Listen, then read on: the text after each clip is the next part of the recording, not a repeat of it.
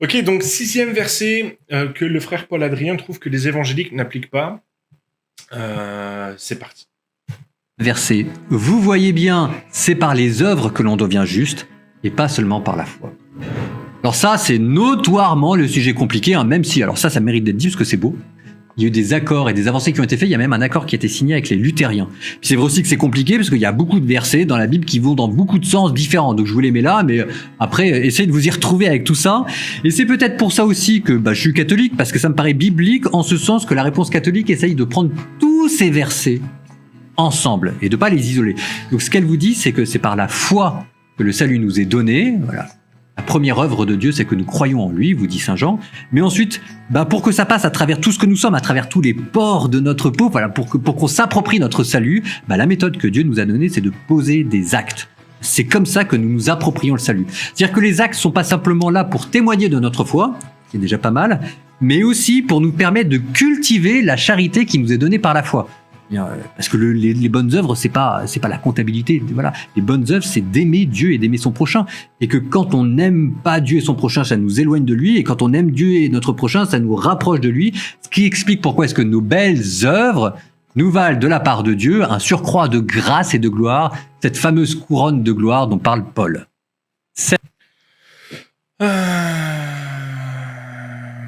Vas-y, dis clairement qu'on met pas dans le contexte. Ah là, je pense que on peut pas être plus explicite. Je pense que frère Paul Adrien, il est en roue libre en disant, mais de toute façon, les évangéliques, ils prennent les versets les uns à côté des autres.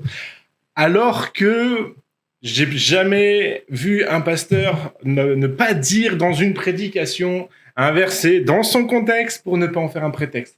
Le contexte est super important. Et d'ailleurs, là, ce qu'il dit, c'est l'exemple type d'un verset non contextualisé.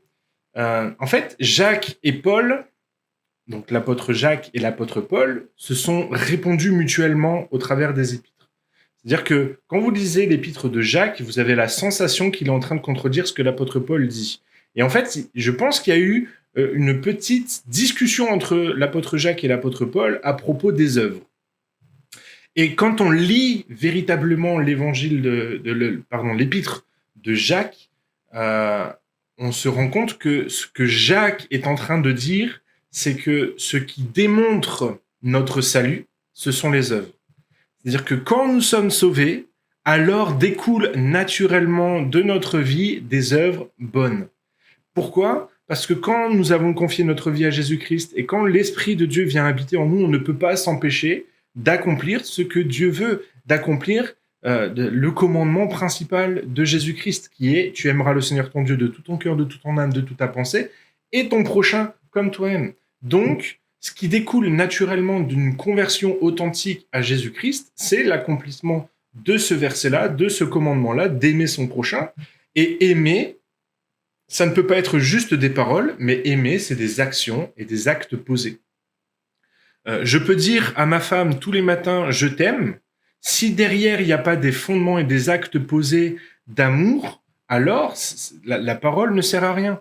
Je ne peux pas dire à quelqu'un « je t'aime » sans lui démontrer réellement mon amour par des actes. Et c'est ce que Jacques est en train de dire, c'est que de notre salut va découler naturellement des actes qui vont démontrer notre foi. Et l'apôtre Paul, lui, ce qu'il va dire, il va dire, mais ce n'est pas les actes bons qui vont nous permettre d'être sauvés. Ce qui nous sauve, c'est le salut en Jésus-Christ. C'est notre foi placée dans le sacrifice de Jésus-Christ à la croix. Et c'est ça qui nous sauve, et c'est la seule chose qui nous sauve. Il y a quelque temps, j'avais fait une publication sur Instagram où j'avais parlé de est-ce que ta théorie sur le salut, est-ce que ta doctrine, ta croyance sur le salut passe le filtre du brigand sur la croix. En gros, c'est si tu crois, par exemple, que ce sont tes œuvres qui te sauvent, si tu regardes le brigand à la croix, il n'a fait aucune œuvre, donc lui, il peut pas être sauvé. Si tu crois qu'il faut avoir lu toute la Bible pour être sauvé, le brigand sur la croix, il l'a pas lu, donc c'est pas ça qui sauve. En revanche, si tu crois que c'est Jésus-Christ si tu crois que c'est le fait de reconnaître Jésus-Christ comme ton sauveur qui fait que tu es sauvé, quand tu regardes le brigand sur la croix, il confesse que Jésus-Christ, il confesse que Jésus-Christ est son sauveur. Et ça, c'est ça qui va le sauver. Donc, oui, ça m'interroge toujours de voir un chrétien sans œuvre. C'est-à-dire qu'un chrétien qui n'aime pas son prochain, je me pose la question de son salut. Maintenant, je ne conditionne pas le salut aux œuvres. Pour moi, c'est un problème d'ordre, en fait. C'est que je ne suis pas sauvé parce que je pratique des bonnes œuvres, mais parce que je suis sauvé, alors je pratique des bonnes œuvres. C'est-à-dire que les œuvres découlent naturellement de ma conversion. Donc, encore une fois, non, les évangéliques ne squeezent pas ce verset-là. Tous les évangéliques s'appliquent à dire que la charité, l'amour, aimer son prochain, aimer en action, c'est la conséquence de notre salut. C'est ce qui montre que nous sommes sauvés. D'ailleurs, je crois que la branche, justement, caritative, on va dire, et sociale des assemblées de Dieu, c'est aimer en action, aimer, aider, agir, je crois.